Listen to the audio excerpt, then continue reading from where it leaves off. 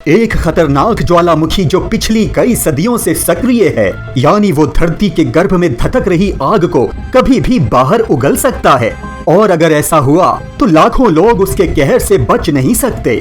लेकिन उस ज्वालामुखी के ठीक मुहाने पर एक ऐसी दिव्य शक्ति विराजमान है जिसने इस ज्वालामुखी में आज तक विस्फोट नहीं होने दिया, और उस दिव्य शक्ति का नाम है भगवान श्री गणेश। ये ज्वालामुखी के ठीक मुख पर विराजित भगवान गणेश का ही चमत्कार है कि अग्निदेव धरती के गर्भ में धधक तो रहे हैं, परंतु बाहर आने का साहस नहीं जुटा पा रहे। और अगर आप भी भगवान श्री गणेश की उस शक्ति को अपनी आंखों से देखना चाहते हैं तो आपको मेरे साथ चलना होगा इंडोनेशिया के पूर्वी जावा क्षेत्र में, जहां 7641 फीट की ऊंचाई पर स्थित है सक्रिय ज्वालामुखी जिसका नाम है ब्रोमो पर्वत। ब्रोमो जिसका स्थानीय जैवनीज भाषा में अर्थ है ब्रह्मा, और इसी ब्रह्म पर्वत के मुहाने पर विराजित है वो चमत्कारी भगवान श्री गणेश की मूर्ति जो इस सुलग रहे ज्वालामुखी से रक्षा कर रही है उस स्थानीय टैंगर समुदाय की, जिनके पूजा पाठ, जिनकी श्रद्धा और विश्वास ने कई सदियों से चली आ रही परंपरा को कभी टूटने नहीं दिया। दरअसल 700 वर्ष पूर्व टैंगरेस के पूर्वजों ने ही धधकते ज्वालामुखी के डर के कारण लावा से बने भगवान श्री गणेश की मूर्ति को इस सक्रिय ज्वालामुखी के मुहाने पर स्थापित किया था।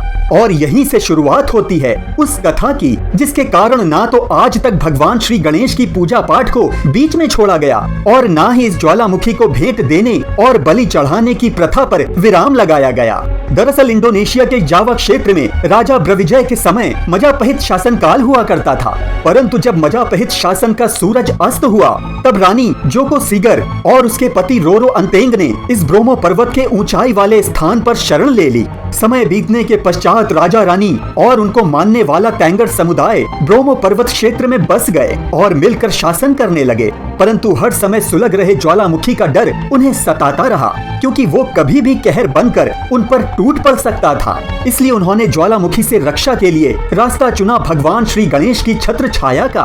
उन्होंने ज्वालामुखी से निकले लावा से गणेश जी की एक मूर्ति का निर्माण किया और उसे पूरे विधि विधान के साथ स्थापित किया ज्वालामुखी के मुहाने पर, ताकि गणेश जी ज्वालामुखी के प्रकोप से स्थानीय टैंगरेस लोगों की रक्षा कर सकें। अब गणेश जी की छत्र छाया में टैंगर समुदाय फलने फूलने लगा, परंतु इसके पश्चात भी राजा रानी खुश नहीं थे क्योंकि विवाह के कई वर्षों पश्चात भी उनका कोई बच्चा नहीं था। और अंत में उन्होंने तपस्या करके ब्रह्म पर्वत को प्रसन्न करने का निर्णय किया और इसके लिए उन्होंने स्थान चुना ब्रोमो पर्वत के ज्वालामुखी का वो मुहाना जहां उन्होंने भगवान श्री गणेश की मूर्ति स्थापित की थी।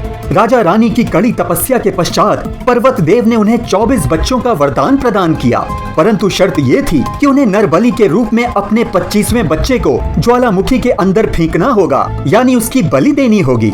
राजा रानी ने पर्वत देव की इस शर्त को स्वीकार कर लिया और तब से ही ज्वालामुखी के अंदर बलि के रूप में चढ़ावा चढ़ाया जाता है और ये परंपरा आज तक चलती चली आ रही है, लेकिन बिना नरबलि के। हालांकि नरबलि के स्थान पर पशुओं और सब्जियों को ज्वालामुखी में फेंका जाता है। वहीं दूसरी कथा ये कहती है कि चूंकि राजा रानी ने अपनी शर्त पूरी नहीं की थी, इसलिए पर्वत देव नाराज हुए और ज्वालामुखी से निकली एक आग की लपट ने उनके सबसे छोटे बच्चे यानी 25वें बच्चे केसुमा को अपना शिकार बना लिया और वो सीधा ज्वालामुखी के अंदर जा गिरा। उसके ज्वालामुखी में समाते ही एक आवाज आई कि मेरे माता पिता ने मुझे बलि के लिए चुना था, जो आज पूरी हो गई। भगवान विधिवासा ने तुम सबके जीवन की रक्षा की है, इसलिए हर वर्ष के कसाडा महीने के 14वें दिन ब्रोमो पर्वत के इस ज्वालामुखी में तुम्हें भेंट देनी होगी। और तब से ही टैंगरेस कैलेंडर के अनुसार हर वर्ष के कसाडा महीने के 14वें दिन यानी यादन्या कसाडा के दिन स्थानीय रेतीली जमीन जिसे रेत का समुद्र भी कहते हैं, यहाँ पर स्थित स्थानीय मंदिर प्यूरा लुहुर पोटेन में एक्सोतिका ब्रोमो त्योहार मनाया जाता है, जिसमें मुख्य देवता विधिवासा की पूजा की जाती है। आपको जानकर आश्चर्य होगा कि ये विधिवासा कोई और नहीं बल्कि सृष्टि के रचयिता ब्रह्मदेव हैं और इस पूजा के पश्चात उस ज्वालामुखी को भेंट स्वरूप पशु, सब्जियां, फल आदि वस्तुएं चढ़ाई जाती हैं, जिसके मुहाने पर विराजित हैं भगवान श्री गणेश।